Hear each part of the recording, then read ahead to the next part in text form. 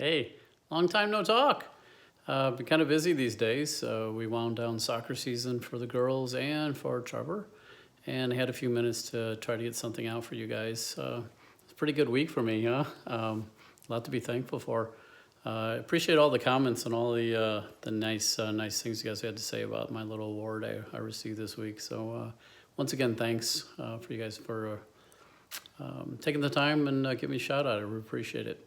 I was all set here to talk about my daughter's birthday and my anniversary of riding, and so I realized I'd already done the video part, the video dribble of talking about Erin's birthday and her birth. So I yanked out another one that I wrote either last year or a couple years ago about Thanksgiving, right around there. So thought I'd pull it out and share this with you this evening. Hope you enjoy it. When I wrote this, it was early evening on Thanksgiving, and I had dragged myself out for a post-feast walk after copious amounts of food.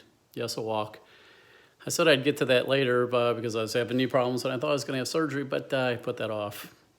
My walk takes me west, headlong into an amazing late November sunset. And I was about to make turn home, the views turned into a glorious full moon looking down upon us. If the last 24 hours hadn't given me enough to be reflective of, the astronomical spectacle sure gave me a boost. My daughter Erin's birthday was Wednesday this year, the night before Thanksgiving, which also happens to be the night that the niche holiday extravaganza begins, which is getting ready to begin, even through this COVID thing.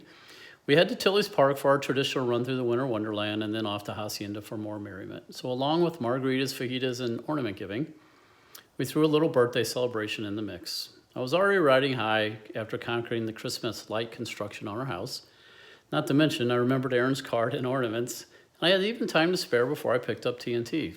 So I went in this little place I like called the Mac. I got a drink and started to fill out Erin's card, and with some hopefully daddy magic, I noticed one of the servers, whose name was Katie, had taken a peek at what I was doing. I let her in on some of what I had written, and she burst into tears. Her mother had passed away, and she was feeling a bit melancholy with the holiday season upon us. Needless to say, there was an instant bond. With more conversation, it was time to go get the kids. The night did not fail to deliver. Fast forward to Thanksgiving morning. All the prep work had been complete ahead of time. My helpers had already set the table with the fancy stuff, complete with Tegan's handmade place cards, God love her. Bowls and spoons for various side dishes were ready, and the crystal glasses were begging to be filled. The turkey was thawed, basted, and bagged. Time was on our side. I was actually pretty excited this year to have a working oven to roast Tom's succulent breasts. The past few years, the old bird was done outside on the grill. The moment had arrived right on time, parade and all. The beep to alert us that the oven had reached the desired temperature was in perfect unison to the marching band on the television.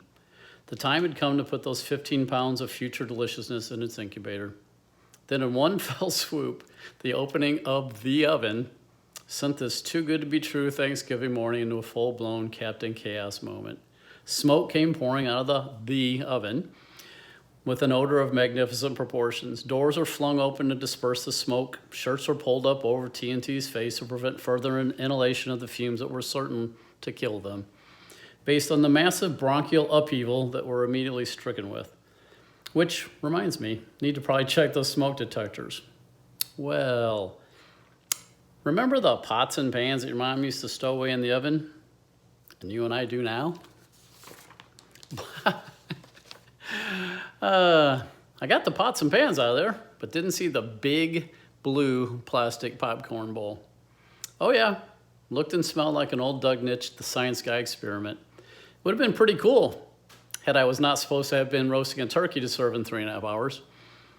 An actual calmness came over me as I simply went outside, put the turkey on the grill. Roasting bag and pan, all intact. Crisis averted. That is until about an hour later. As I checked on those beautiful breasts and noticed that the temperature of the grill had decreased significantly due to the fact that the propane tank had run out of gas. But once again, a calm phone call to Walgreens, a quick drive for a tank exchange, back to 350, back in business. So with the house now fully fumigated, the kids well on their way to full recovery, the turkey taking the golden brown sign to start carving, the smell of carrots, corn, and gravy filling the kitchen, it's finally time to shower, dress, open the wine, welcome the family for dinner.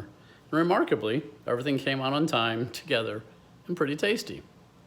But the real reason for writing this took place during the blessing and around the table of what we're thankful for. You know what it is. We all do it. I hearken back to Kevin Hart's meme when he says, it's Thanksgiving. We're all eating the same shit. You don't need to post a picture of it. But we all have different things we're thankful for. And on this particular day, in this particular year, the Nitsch family was in collective tears for what we all have to be thankful for. My mom staring her own mortality in the face, not knowing if she'll see another, but she did, and she will again. Thanksgiving, seeing another Thanksgiving, giving thanks to my dad for all he does taking care of her. Doug Sr. peeling 10 pounds of potatoes yesterday so she could still make her famous mashed potatoes. Erin, with her many challenges she had to endure and overcome this year, holding my mom's hand with her son on her lap, gushing about the love in this room and what it means to be part of this family. Trevor struggling with his emotions and breaking into tears about how he's still trying to be thankful instead of resentful. And then there's Teagues. Her magnificent blue eyes still somehow dry, speaks of her thankfulness of her family, looks straight into my eyes and says, all they do to make sure I live a normal life. And art. I'm thankful for art and all its beauty. Game, set, match. I didn't even really need to say much more when it was my turn.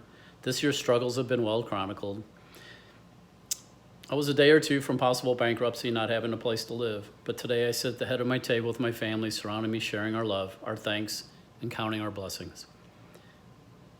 And my thoughts turned to Katie and another friend who woke to the sad news today that her father-in-law, the grandfather to her son, had passed away. And I think of all the people who have it much worse than I. Things pale in comparison to melting the popcorn bowl in the oven on Thanksgiving. So, just as I wrote about Christmas feelings that people get once a year and carrying it with you all year, the same thing can be said about Thanksgiving feelings as well. As Erin so aptly put it today, as she implored her siblings to understand what it means to be loved and to love, and what it means to be thankful and part of this family.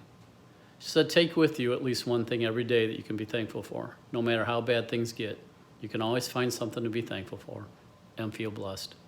It really isn't that hard. Remember saying amen, sweetheart. And those thoughts haven't changed. Those feelings haven't changed now that we're staring at another upcoming Thanksgiving in the midst of all the chaos that we are still enduring. At the end of the day, there still is something to be thankful for. Not every day is a wonderful one, but there's always something wonderful about every day. So enjoy your Thanksgiving, however it's going to play out. It's going to be different this year, but find something to be thankful for and enjoy. Cheers.